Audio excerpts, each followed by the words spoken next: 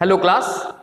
आज के लेक्चर में हम लोग कॉम्बिनेशन ऑफ रजिस्टर्स को चेक करेंगे और हम इसके लिए फॉर्मूला डेवलप करेंगे। ये क्लास 10th के लिए भी है, क्लास 10th और 12th के स्टूडेंट्स जो हैं वो इस टॉपिक को सिर्फ रिकॉल करेंगे कि क्योंकि इन्होंने क्लास 10th में इस टॉपिक को पढ़ रखा है। ठीक है, चलिए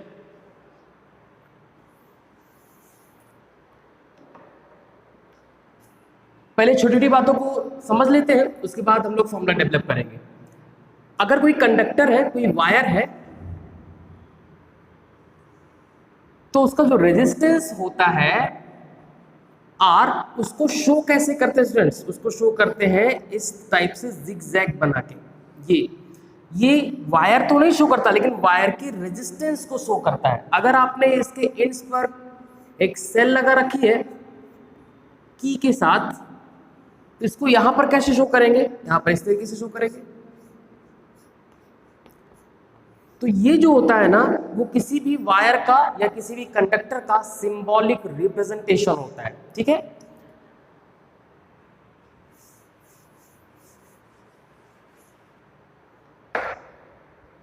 स्टूडेंट्स हम लोग यहां पर 3 रजिस्टर्स का सीरीज कॉम्बिनेशन बना रहे हैं। सीरीज कॉम्बिनेशन का मतलब कि एक से एक का जो सेकंड इंड होगा वो दूसरे के फर्स्ट इंड के साथ कनेक्ट होगा।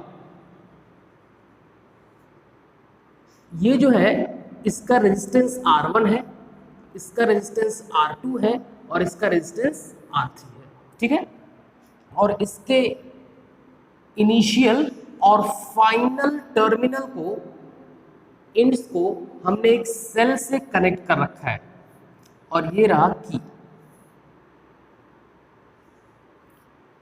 हमें इस अरेंजमेंट का इक्विवेलेंट रेजिस्टेंस फाइंड करना है। अभी इक्विवेलेंट रेजिस्टेंस क्या है इसको पहले समझते हैं। ठीक है, ये मान लेते हैं V वोल्ट की सेल है और V वोल्ट की सेल में हमने इस की को ऑन किया तो इसमें करंट फ्लो हो जाएगी। जो करंट इसमें जाएगी R1 में, वही करंट R2 में भी जाएगी और वही करंट R3 में जाएगी। मतलब कि सीरीज कॉम्बिनेशन में करंट सेम होती है, हर एक रजिस्टर में करंट सेम होगी। ठीक है, अब यहां पर गौर करिएगा स्टूडेंट, यहां पर 3 रजिस्टर्स लगे हुए हैं और इन 3 रजिस्टर्स की मैन्युफैक्चरिंग में 3 अलग अलग मशीन वर्क करेगी, 3 अलग अलग टाइप की मैन्युफैक्चरिंग होगी इसकी। ये जो सर्किट है वो काफी बड़ा सा है और हमें क्या चाहिए होता है, हमेशा छोटी सर्किट को हम लोग यूज करते हैं जिससे कि जगह कम घेरे हो। तो हम लोग हमेशा ये करने की कोशिश करते हैं कि इन तीनों की जगह पर कोई एक ऐसा रजिस्टर आ जाए जिसका रेजिस्टेंस इन तीनों के रेजिस्टेंस के इक्विवेलेंट हो। मैं इक्वल नहीं कह रहा हूं, इक्विवेलेंट हो। ठीक है, इक्विवेलेंट कैसे चेक करते हैं? देखिए, ये तीनों ने मिलके R1, R2 और R3 ने मिलके इस V वोल्ट की सेल से कितनी करंट ड्रॉ की है? I करंट ड्रॉ की है। अब हमारा ये सोचना होगा कि इन तीनों की जगह पर कोई अकेला ऐसा रजिस्टर आ जाए जिसकी वजह से उसी सेल से, सेल नहीं चेंज करना है, उसी सेल से उतनी ही करंट ड्रॉ हो जितनी कि ये तीनों मिलके ड्रॉ करते थे, निकालते थे। अगर ये अकेला उसी सेल से उतनी ही करंट निकाल पा रहा है तो इस वायर के या इस कंडक्टर के रेजिस्टेंस को इन तीनों का इक्विवेलेंट रेजिस्टेंस बोलते हैं। ठीक है, और इस सर्किट को, इस सर्किट का इक्विवेलेंट सर्किट बोलते हैं। ठीक है स्टूडेंट्स, तो ये आपका है मेन सर्किट और इसको हमें इसमें कन्वर्ट करना है। मतलब कि इन तीनों की जगह पर एक ऐसा रेजिस्टेंस लेके आना है जो इन तीनों के बराबर का काम करे। ठीक है, इसका फॉर्मूला आप लोगों ने सीख रखा होगा। इसका फॉर्मूला होता है R equivalent equal R1 plus R2 plus R3 so on. लेकिन ये कैसे आता है और इसकी और थोड़ा सा टेक्निकल बातों को ध्यान में रखते हुए इसको हम लोग स्टार्ट करते हैं। इसको करने से पहले या इसके डेरिवेशन से पहले आपको मैं कुछ बातें बता दूं कि पोटेंशियल ड्रॉप या पोटेंशियल डिफरेंस ये कौन क्रिएट करता है। अगर मैं आपसे बात करूं कि ये सेल है, क्लास 12th के स्टूडेंट्स आप लोगों को सेल के बारे में नेक्स्ट लेक्चर में बताया जाएगा, लेकिन अब इसकी थोड़ी सी जानकारी आपको होनी चाहिए। जैसे मान लेते हैं मैंने कहा ये 12 वोल्ट का सेल है, 12 वोल्ट का सेल है, 6 वोल्ट का सेल है। तो ये 6 वोल्ट का सेल, 12 वोल्ट का सेल, ये होता क्या है? ये होता है कि अगर आप इसको किसी एक्सटर्नल रेजिस्टर से कनेक्ट कर दें तो इसके इस पॉइंट और इस पॉइंट के बीच में 12 वोल्ट का पोटेंशियल डिफरेंस क्रिएट हो जाएगा। मतलब कि जितने वोल्ट की सेल होती है उतने वोल्ट का पोटेंशियल डिफरेंस क्रिएट हो जाता है, बन जाता है जिन दो पॉइंट्स से कंडक्टर को कनेक्ट किया जाता है सेल को। ठीक है, पोटेंशियल ड्रॉप या पोटेंशियल डिफरेंस। फिर से देखिए स्टूडेंट्स, अगर हमारे पास 5 वोल्ट की सेल है तो 5 वोल्ट की सेल, इसका मतलब ये है कि ये जिस रेजिस्टर के साथ कनेक्ट होगा उसका एक एंड और दूसरे एंड, इन दोनों के बीच में कितने का पोटेंशियल डिफरेंस आ जाना चाहिए? जितने की सेल है, मतलब कितने का? 5 वोल्ट का। अब इसको अगर आप 5 वोल्ट पर रखें तो इसको किस पे रखना पड़ेगा? 0 वोल्ट पे, जिससे कि इन दोनों का डिफरेंस कितना हो जाए? 5 वोल्ट हो जाए। ठीक है ना? आप ऐसा भी कर सकते हैं, ये 10 वोल्ट तो ये 5 वोल्ट, अभी भी डिफरेंस कितना है? 5 वोल्ट का ही है, 10 - 5। ठीक है ना? लेकिन हमेशा ये रखने की कोशिश करते हैं, इस टाइप से लिखने की कोशिश करते हैं जिससे कि कैलकुलेशन थोड़ा सा आसान रहे। ये 5 और ये 0। ठीक है, तो ये तो हो गया पोटेंशियल ड्रॉप या पोटेंशियल डिफरेंस ऑफ सेल। अब यहां पर एक बात और आपको समझ लेनी चाहिए, पोटेंशियल ड्रॉप रेजिस्टर भी करता है। मान लेते हैं कि यहां पर 2 एम्पीयर की करंट जा रही है और इस कंडक्टर का या इस रेजिस्टर का जो रेजिस्टेंस है वो 5 ओम है, और ये वाला जो पॉइंट है, ये वाला इधर वाला जो टर्मिनल है वो कुछ 20 वोल्ट पर है, 20 वोल्ट पर है। ठीक है, यहां पर ये करंट जब इसको पास कर जाएगी तो इस पॉइंट पर अगर आपसे पूछा जाए कि यहां पर कितना पोटेंशियल होगा, तो देखिए कैसे इसको सॉल्व करेंगे। 20 वोल्ट का यहां पर अप्लाई किया था आपने, और जब ये करंट इसको पास करेगी तो कुछ ना कुछ पोटेंशियल कम होगा, घटेगा, मतलब ड्रॉप होगा। ठीक है, ये रेजिस्टर का काम होता है पोटेंशियल को ड्रॉप करना, मतलब पोटेंशियल को कुछ कम करना। 20 वोल्ट पर करंट आ रही थी और ये जाएगी कितने वोल्ट पर? देखिए स्टूडेंट्स, तो हम लोग जानते हैं कि V = होता है I × R। ठीक है, कितनी करंट है और किस रेजिस्टर से पास हो रही है? तो 2 एम्पीयर की करंट है और किस रेजिस्टर से पास हो रही है? 5 ओम से पास हो रही है, मतलब कितना? 10 वोल्ट। 10 वोल्ट का पोटेंशियल ड्रॉप इस कंडक्टर या इस रेजिस्टर के टर्मिनल पर हो चुका है। 20 वोल्ट पर आ रही थी, 10 वोल्ट ड्रॉप हो गया तो बचा कितना? सिर्फ 10 वोल्ट। ठीक है, ऐसे ही आगे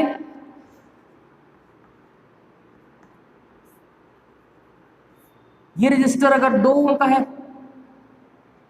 ठीक है, तो यहां पर कितना हो जाएगा? तो फिर से पोटेंशियल ड्रॉप होगा, फिर से ये फॉर्मूला यूज करिए, यहां पर पोटेंशियल ड्रॉप = I तो वही होगी क्योंकि यहां पर सीरीज कॉम्बिनेशन बना हुआ है, 2 एम्पियर और इसका रेजिस्टेंस कितना है? 2 ओम, तो 2 × 2 मतलब कितना? 4 वोल्ट। तो इसके एंड्स पर, इस दूसरे रेजिस्टर के एंड पर पोटेंशियल कितना ड्रॉप हो जाएगा? 4 ओम, तो बचेगा कितना? 10 - 4 मतलब कितना? 6 वोल्ट। ठीक है, तो किसी भी सर्किट में पोटेंशियल डिफरेंस कौन क्रिएट करता है? सेल। जितना उसका वोल्टेज है उतने के बराबर का उन दोनों पॉइंट्स के बीच में पोटेंशियल डिफरेंस क्रिएट कर देगी वो सेल, जिन पॉइंट्स के बीच में उसको अप्लाई किया गया है, लगाया गया है। और पोटेंशियल ड्रॉप कौन क्रिएट करता है? पोटेंशियल ड्रॉप कौन बनाता है? रेजिस्टर। ठीक है, अगर आप करंट की डायरेक्शन में जाओगे तो वोल्टेज धीरे धीरे कम होता चला जाएगा, अगर करंट के अपोजिट चलोगे तो करंट के अपोजिट चले पर पोटेंशियल बढ़ता चला जाएगा। और किसके अकॉर्डिंग? V = IR के अकॉर्डिंग। ठीक है, फिर से स्टूडेंट्स एक बार फिर से समझते हैं, पोटेंशियल ड्रॉप कौन करता है सर्किट में? रेजिस्टर। ठीक है, और थोड़ा और आगे की क्लासेस में हम लोग देखेंगे सिर्फ पोटेंशियल ड्रॉप रेजिस्टर ही नहीं करता, इंडक्टर कॉइल भी करता है, ठीक है ना, कैपेसिटर भी करता है। फिलहाल हमारा यहाँ पर क्या है टारगेट? रेजिस्टर का। ठीक है, चलिए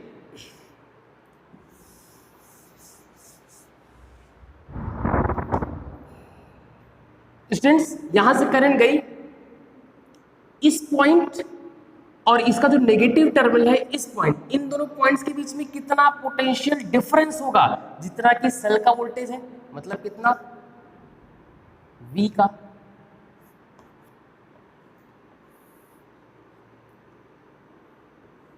ठीक है, अभी जब करंट इसमें गई, इस वाले रजिस्टर में, इस वाले कंडक्टर में, तो यहां और यहां के बीच में कितना पोटेंशियल का ड्रॉप हुआ, पोटेंशियल कितना ड्रॉप कर गया, तो ड्रॉप कितना किया, I करंट है, रेजिस्टेंस R1 है, कितने का ड्रॉप हुआ, IR1।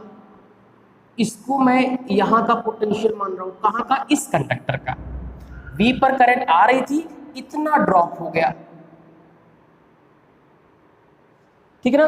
तो इस R1 पर कितना वोल्टेज ड्रॉप हुआ, V1, जो कि कितना है, IR1।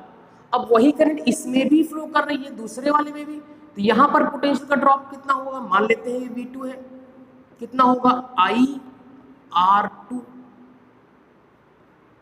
करंट और रिस्पेक्टिव रेजिस्टेंस। यहां पर पोटेंशियल ड्रॉप कितना है, V3 मान लेते हैं, जो कि कितना है, IR3। ठीक है, V वोल्ट पर करंट गई थी, IR1 यहाँ पे ड्रॉप हो गया, IR2 यहाँ पे ड्रॉप हो गया और IR3 यहाँ पे ड्रॉप हो गया। तो अब कितना बचा है, तो 0, क्योंकि V वोल्ट की सेल थी, इन दोनों टर्मिनल के बीच में V वोल्ट का पोटेंशियल डिफरेंस होगा।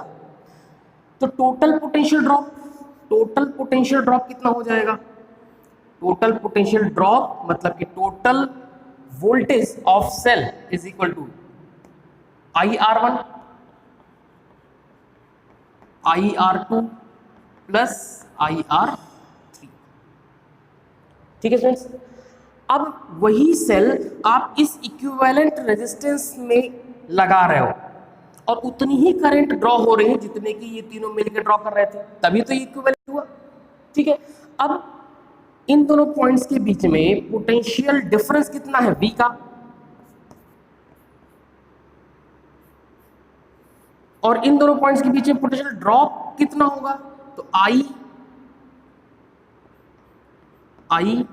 R इक्विवेलेंट, क्योंकि करंट है I और यहां का रेजिस्टेंस है R इक्विवेलेंट, तो V किसकी इक्वल हो जाएगा, I R इक्विवेलेंट, क्योंकि जो V यहां पर था वही V इन तीनों पर है।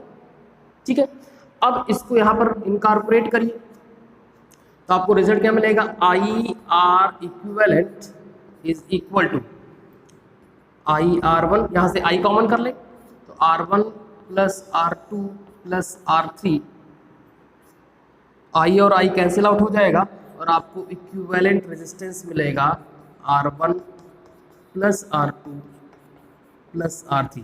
अगर R4 होता तो प्लस R4 हो जाता, एंड सो ऑन। ठीक है, तो ये बहुत ही आसान सा डेरिवेशन है, लेकिन इसकी जो छोटी छोटी बातें हैं उसको आपको ध्यान में रखना पड़ेगा। ठीक है, अभी फिनिश नहीं हुआ है। अब यहां पर जरा गौर करिएगा स्टूडेंट्स, तो यहां पर करंट तो तीनों रेजिस्टर्स में सेम है, लेकिन वोल्टेज तीनों रेजिस्टर्स पर अलग अलग है। ठीक है स्टूडेंट्स, करंट सेम है लेकिन वोल्टेज हर एक पर अलग अलग है। देखिए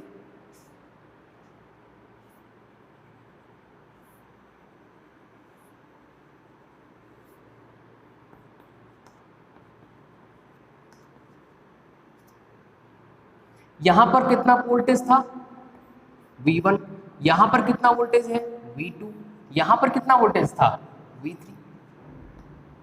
ठीक है, तो सीरीज कॉम्बिनेशन में हर एक रेजिस्टर पर वोल्टेज का जो रेशियो होता है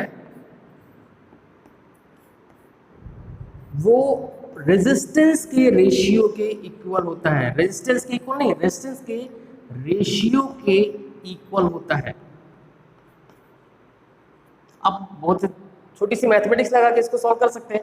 V1 is equal to IR1, V2 is equal to IR2, V3 is equal to IR3, और जब रेशियो लेंगे तो I कैंसिल आउट हो जाएगा। ठीक है, तो पहला ये। दूसरा आपको ये जानना चाहिए कि सीरीज कॉम्बिनेशन में जो नेट रेजिस्टेंस आता है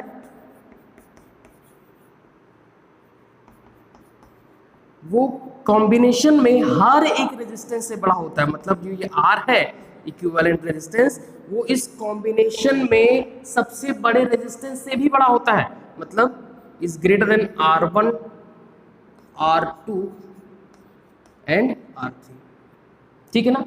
इन तीनों से बड़ा होगा, मतलब कि सबसे बड़े रेजिस्टेंस से भी बड़ा होता है इक्विवेलेंट रेजिस्टेंस, ठीक है स्टूडेंट्स। चलते हैं पैरेलल कॉम्बिनेशन पर।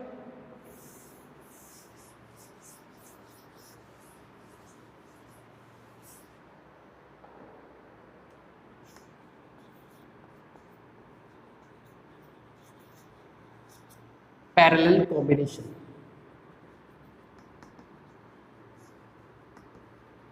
सीरीज कॉम्बिनेशन में करंट सेम हुआ करती थी और हर एक रजिस्टर पर वोल्टेज डिफरेंट हुआ करता था।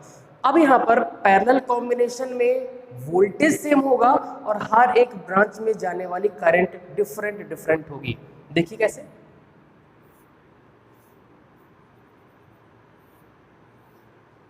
ये R1, ये R2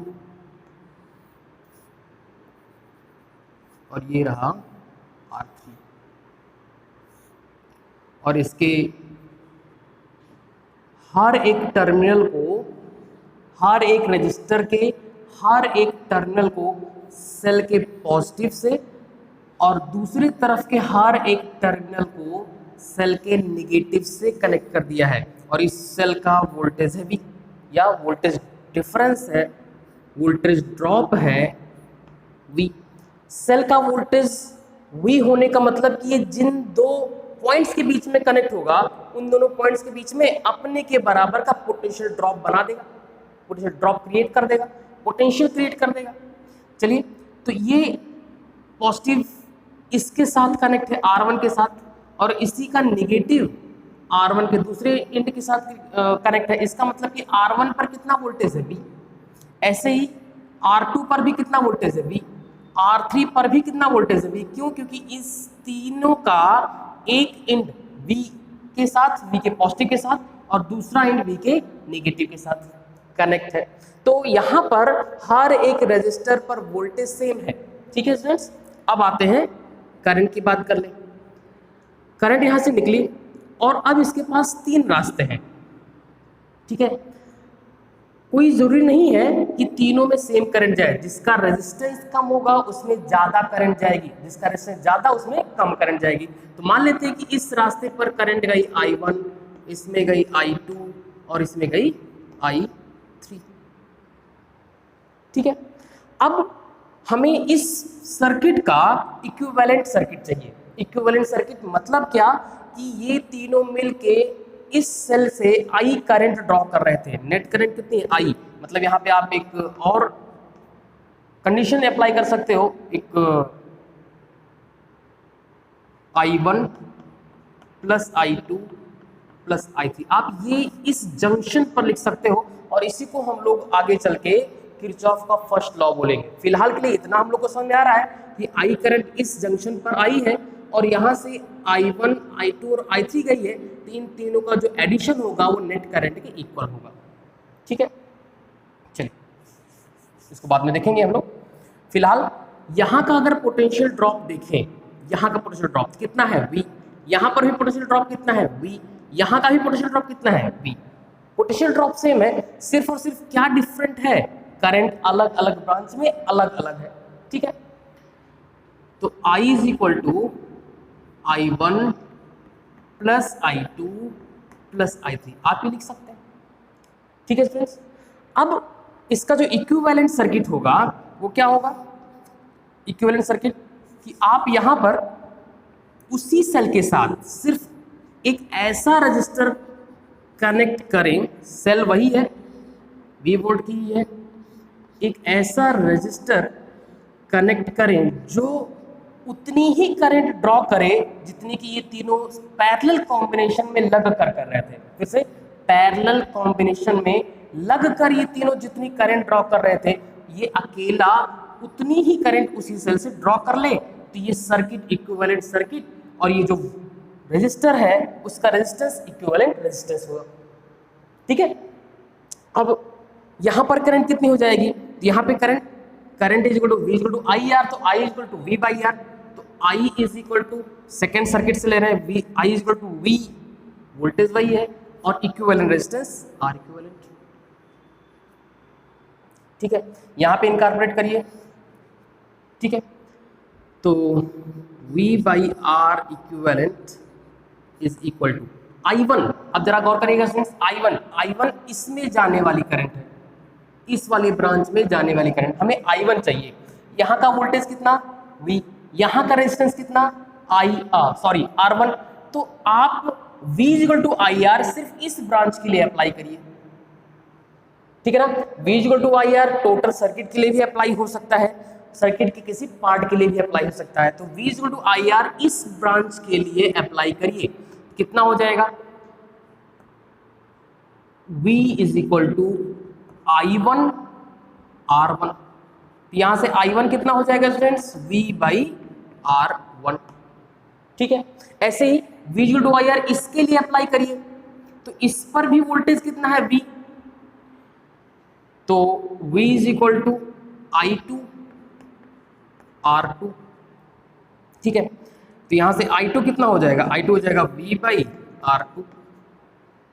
ठीक, थर्ड वाली ब्रांच के लिए पोटेंशियल तो V ही है, रेजिस्टेंस इसका सॉरी यहाँ पे 2, ये 3, यहाँ का रेजिस्टेंस R3 है, तो ये हो जाएगा V equal to I3 R3 और I3 इक्वल टू हो जाएगा V बाई R3।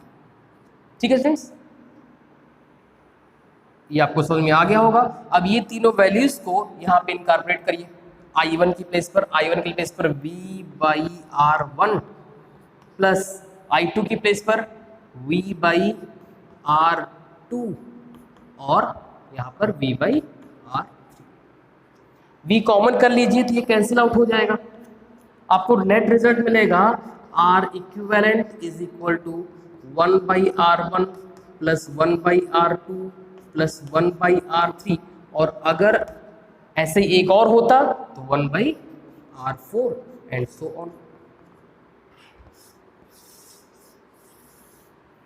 ठीक है, लेकिन इसको अप्लाई करने के लिए जब इसका न्यूमेरिकल बनता है, इसके जो सर्किट होते हैं, जब इसको स्टूडेंट सॉल्व करते हैं तो वो सिर्फ ये देखते हैं कि ये रेजिस्टेंस ऊपर नीचे होने चाहिए, अगर ऊपर नीचे है तो पैरेलल है।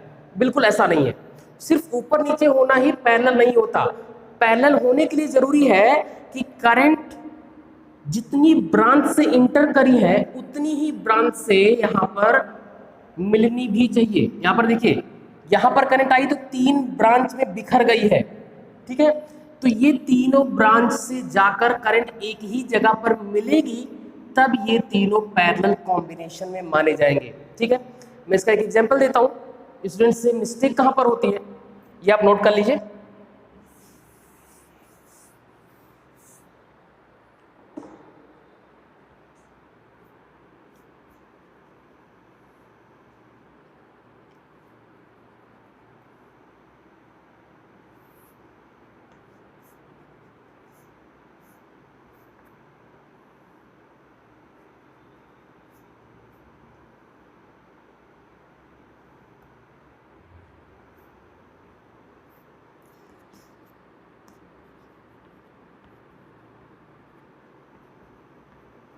देखिए स्टूडेंट्स, यहाँ पर आपसे मिस्टेक हो सकती है। देखिए, यहाँ पर जब करंट जाएगी तो ये 3 हिस्सों में बटेगी, तो 3 पार्ट में ब्रेक तो होगी, लेकिन यहाँ पर तीनों पार्ट से मिल नहीं रही है, सिर्फ 2 पार्ट से मिल रही है। इसका मतलब ये दोनों पैरेलल में होंगे। ठीक है ना, इन दोनों के पैरेलल होने के बाद जब नेट इक्विवेलेंट डिस्टेंस इन दोनों का आ जाएगा तो वो इसके साथ सीरीज में जाएगा और उसके बाद ये पैरेलल में आएगा। तो कोई जरूरी नहीं कि ऊपर नीचे होने से ही आप चेक कर ले कि वो पैरेलल में है। पैरेलल में होने के लिए जरूरी है कि यहाँ पर बिखरे, तो जितनी ब्रांच से बिखरे उतनी ब्रांच एक साथ यहाँ पे ज्वाइन हो। ठीक है ना, तब ये पैरेलल में होगी। यहाँ पर देखिए ज्वाइन नहीं हो रही है, ये वाली करंट तो यहाँ पे चली जा रही है। यहाँ पर ज्वाइन कितने ब्रांच हो रही है, यहाँ पर सिर्फ 2 ब्रांच ही ज्वाइन हो रही है। ठीक है फ्रेंड्स, तो ये रहा आपका पैरेलल कॉम्बिनेशन और उसका फार्मूला। इसकी छोटी छोटी बातें आप लोग ध्यान से देखिए।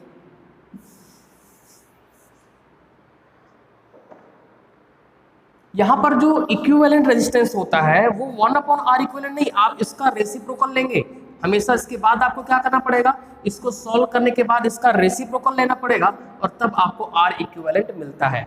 और R इक्विवेलेंट की एक खास बात होती है कि ये इस कॉम्बिनेशन में पाए जाने वाले सबसे छोटे रेजिस्टेंस से भी छोटा होता है, ठीक है ना। जो R इक्विवेलेंट होता है वो सबसे छोटे रेजिस्टेंस, इस कॉम्बिनेशन के सबसे छोटे रेजिस्टेंस से भी छोटा होता है, मतलब R1 से भी छोटा होगा, R2 से भी छोटा होगा, R3 से भी छोटा होगा, ठीक है ना। अब इसके न्यूमेरिकल्स करेंगे तो और क्लियर होगा, फिलहाल आपको ये समझ में आ रहा होगा और बहुत अच्छे से क्लियर हो रहा होगा। सेकंड, यहां पर किस चीज का रेशियो लेना पड़ेगा, क्योंकि वोल्टेज तो सेम है तो हमें रेशियो किसका लेना है, I1, I2 और I3, मतलब कि जो करंट है वो किस रेशियो में बिखरेगी, ब्रेक होगी। I1, I2 और I3 का जो रेशियो होता है वो रेजिस्टेंस के रेसिप्रोकल के रेशियो के बराबर होता है, मतलब 1/R1, 1/R2 और 1/R3, जो कि ये बता रहा है कि उस ब्रांच में करंट ज्यादा जाएगी जिसका रेजिस्टेंस कम होगा, ठीक है स्टूडेंट्स। तो ये रहा आपका कुछ सीरीज और पैरेलल कॉम्बिनेशन की कुछ टिप्स और उसके साथ उसके कुछ डेरिवेशंस, ठीक है स्टूडेंट्स। चलते हैं इस पे कुछ क्वेश्चंस करते हैं, बहुत ही आसान से क्वेश्चन।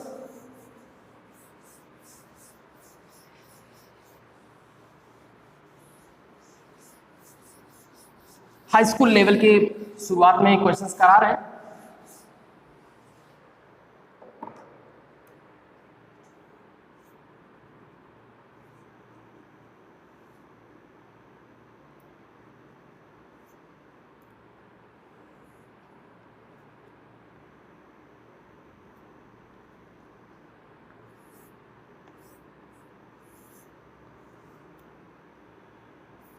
ये एक सर्किट है और आपको ये समझ में आ रहा होगा कि ये सीरीज कॉम्बिनेशन में है, ये 20 वोल्ट की एक सेल है और आपसे कहा जा रहा है कि इस सर्किट का इक्विवेलेंट सर्किट बनाइए।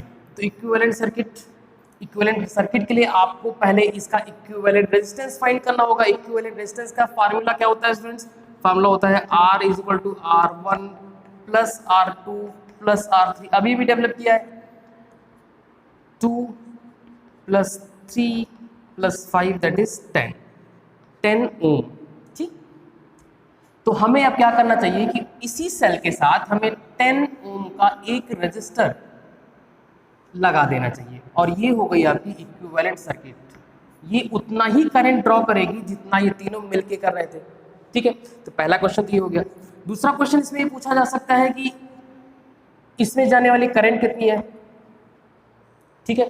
तो यहां से करंट ना निकाल के यहां से निकाल दीजिए, क्योंकि करंट तो सेम होगी क्योंकि इक्विवेलेंट है, इक्विवेलेंट सर्किट है। तो V = IR 20 वोल्ट का ये V = IR अब इस पूरे सर्किट के लिए अप्लाई कर लीजिए। तो V = IR तो I कितना हो जाएगा, I हो जाएगा V/R। V कितना स्टूडेंट्स 20, R कितना 10, मतलब कितना 2 एम्पियर। मतलब इस सर्किट में 2 एम्पियर की करंट फ्लो होगी, मतलब ये क्या होगी 2 एम्पियर करंट इसमें जाएगी 2 एम्पियर की, ठीक है। अब जरा गौर करिए, ये कह रहे हैं कि हर एक टर्मिनल पर, हर एक कंडक्टर पर वोल्टेज ड्रॉप बताइए। इस पर वोल्टेज बताना है 2 ओम पर, 3 ओम पर एंड 5 ओम पर, इन तीनों पर अलग अलग वोल्टेज कितना होगा। थर्ड क्वेश्चन V1,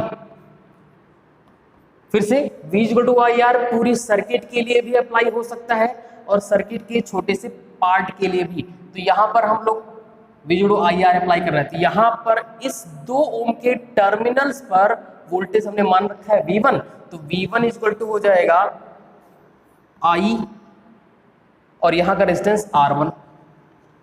तो करंट तो सेम रहेगी सब में, जो कि कितनी है 2 एम्पियर की। यहां का रेजिस्टेंस कितना है 2, मतलब कितना 2 टू जा 4 वोल्ट। यहां पर आइए, इसके इंड्स पर आपको वोल्टेज पता करना है या वोल्टेज ड्रॉप पता करना है, तो कितना हो जाएगा V2। इसमें जाने वाली करंट कितनी है स्टूडेंट्स 2 एम्पियर। यहां का रेजिस्टेंस कितना है 3, कितना हो जाएगा 6 वोल्ट। ठीक है, और यहां पर वोल्टेज ड्रॉप V3, यहां का करंट 2 एम्पियर, रेजिस्टेंस 5, मतलब कितना 10 वोल्ट। तो यहां पर पोटेंशियल ड्रॉप है 4 वोल्ट का, यहां पर पोटेंशियल ड्रॉप है 6 वोल्ट का, और यहां पर पोटेंशियल ड्रॉप है 10 वोल्ट का। अब 20 वोल्ट पर करंट चलना स्टार्ट की थी इसमें, 4 वोल्ट यहां पे गिर गया, 6 वोल्ट यहां पे गिर गया, और 10 वोल्ट यहां पे ड्रॉप हो गया, तो यहां बचेगा कितना 0, होना भी चाहिए 0। ठीक है भाई, आपने 20 वोल्ट की सेल लगाई थी, तो 20 वोल्ट का 4 वोल्ट यहां पे खर्च हो गया, 6 वोल्ट यहां पे खर्च हो गया, और 10 वोल्ट यहां पे खर्च हो गया। ठीक है फ्रेंड्स, तो अगर आप यहां पे एक अमीटर लगा दें, जो कि हमेशा सीरीज में लगता है, तो अमीटर की रीडिंग क्या होगी 2 एम्पियर की होगी, अगर वो अमीटर आइडल अमीटर है तो। ठीक है, चलिए कुछ और एलिमेंट्री क्वेश्चंस को करते हैं।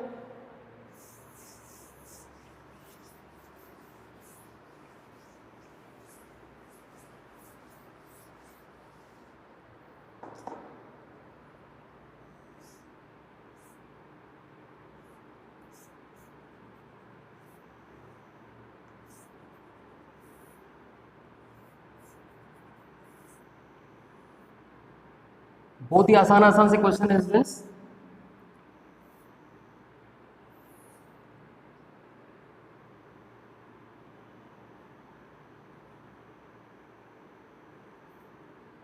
वन ओम, 2 ओम, 3 ओम।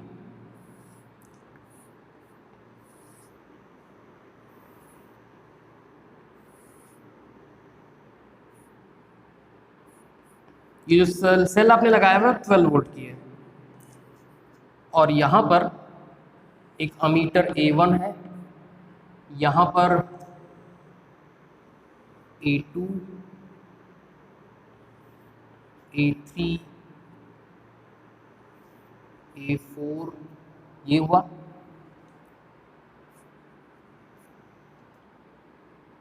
यहां पर एक वोल्ट मीटर लगा हुआ है V1,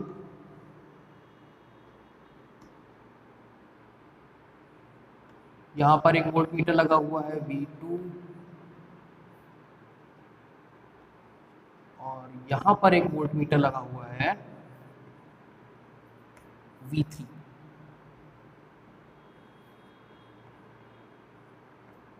ठीक है, आपको रीडिंग बतानी है, हमेशा याद रखिएगा अमीटर हमेशा सीरीज कॉम्बिनेशन में लगता है, सीरीज कनेक्शन में आता है, और वोल्ट मीटर हमेशा रजिस्टर के साथ पैरेलल कॉम्बिनेशन में आता है। ठीक है, हमें यहाँ पर रीडिंग बतानी है A1 की, A2 की, A3 की, V1, V2, V3, सारी रीडिंग हम लोग को बतानी है।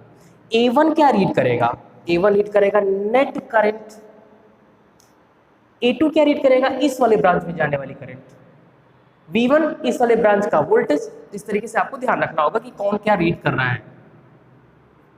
ठीक है, चलिए, तो नेट करंट पता करने के लिए आपको इसका नेट रेजिस्टेंस पता करना होगा। हम लोगों ने आइडल वोल्ट मीटर और आइडल अमीटर लगाया है, तो यहाँ पर हमें सिर्फ इसके रेजिस्टेंस से मतलब है, इसका रेजिस्टेंस, इस ब्रांच रेजिस्टेंस है 1, इसका 2, इसका 3, तो net resistance 1/R equivalent is equal to 1/1 plus 1/2 plus 1/3। इसका एलसीएम ले लीजिए, एलसीएम हो जाएगा 6, ये 6 प्लस 3 और ये प्लस 2। हमें आर इक्विवेलेंट चाहिए, तो R equivalent is equal to 6/6, 3, 9, 2, 11, 6/11 ohm. ठीक है, तो इस पूरे सर्किट का जो इक्विवेलेंट सर्किट बनेगा वो कुछ ऐसे बनेगा।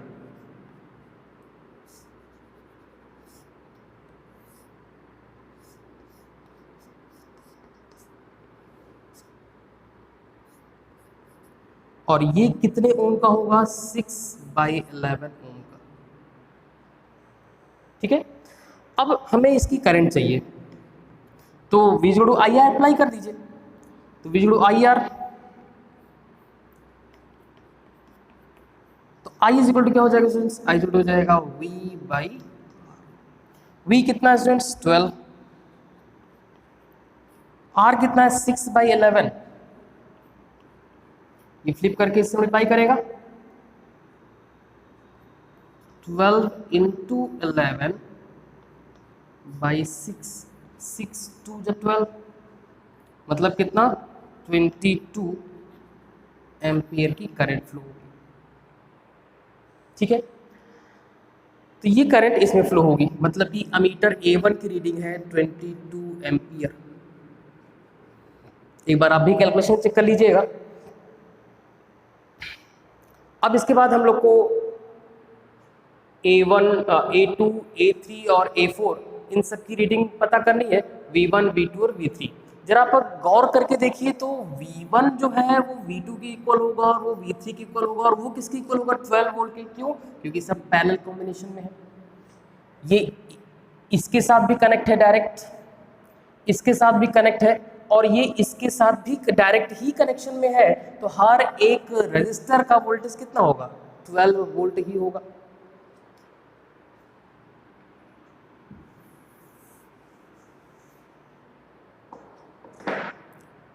V1 is equal to V2 is equal to V3, और वो सब किसके इक्वल होगा, 12 वोल्ट के इक्वल होगा। ठीक है, ठीक। अब हमें A2, A3 और A4 की रीडिंग चाहिए, मतलब कि इस वाले ब्रांच में कितनी करंट गई। मान लेते हैं कि इसमें करंट गई I1। इस I1 करंट के जाने पर 1 ओम रेजिस्टर की वजह से पोटेंशियल ड्रॉप कितने का हो रहा है, 12 वोल्ट का। तो यहाँ पर पोटेंशियल ड्रॉप कितने का है, 12 वोल्ट का है। तो हम V गुणु आई आर अब इस वाले में लगा रहे हैं, इस ब्रांच में। तो यहाँ का V कितना है 12, इसमें जाने वाली करंट हमने क्या मान रखी है, I1।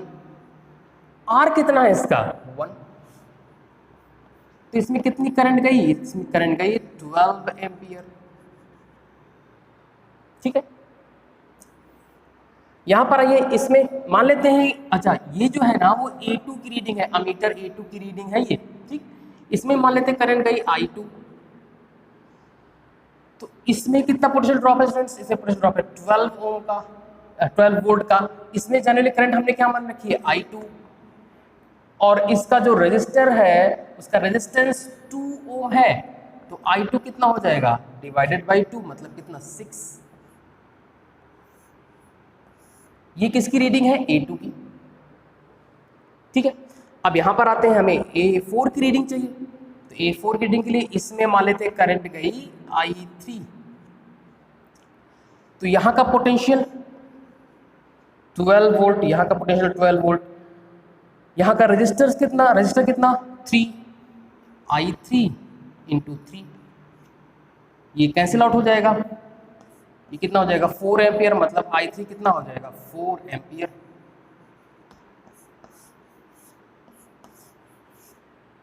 ठीक है, आई कितनी थी करंट, 22 एम्पियर की आई थी, और हर एक ब्रांच में जाने वाली करंट का सम देखिए कितना आता है, I1 plus I2 plus I3 कितना हो रहा है भैया, 12 प्लस 6 प्लस 4, ये 18 प्लस 4, मतलब कितना 22 एम्पियर होना भी चाहिए,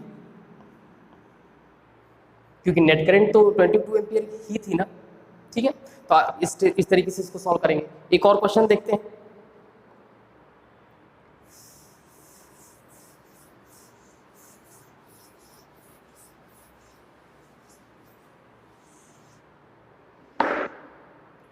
अभी भी इस क्वेश्चन को हमने यहाँ पे बनाया था।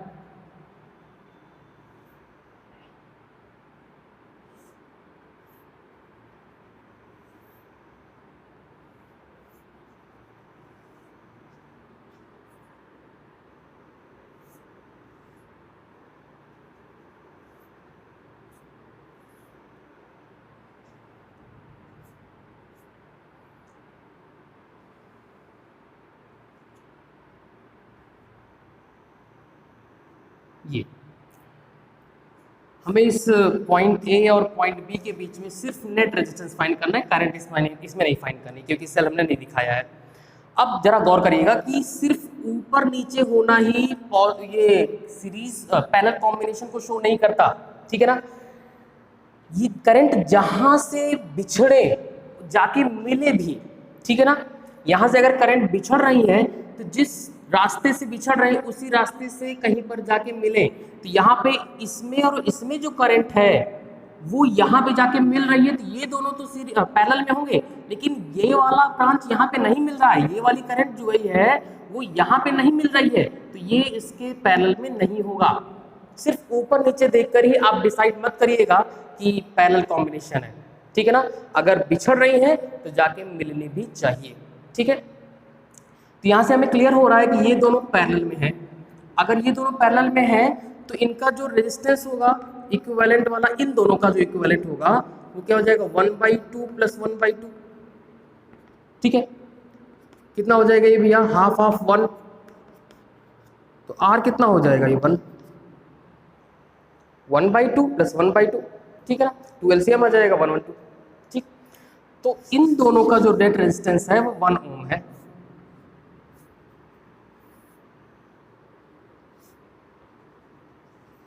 इन दोनों का नेट रेजिस्टेंस 1 ओम हो गया। अब ये 2 है और ये यहाँ पर 3 ओम है और इस टाइप से कनेक्शन में है। अब ये दोनों किस में आ गए, ये दोनों तो अब सीरीज में आ गए। अब ये सीरीज में आ गए हैं तो नेट रेजिस्टेंस कितना हो जाएगा 1 + 3 मतलब कितना 4 ओम। सर्किट को रीड्रॉ करिए। जब फिर सर्किट को फिर से रीड्रॉ करेंगे तो ऊपर अभी 2 ओम है और यहाँ पर अभी कौन है 4 ओम। अब ये दोनों किस में है, यहाँ से करंट गई, ब्रेक हुई और इन्हीं दोनों ब्रांच से यहाँ पे मिल भी गई, मतलब ये दोनों किस में है, पैरेलल में है।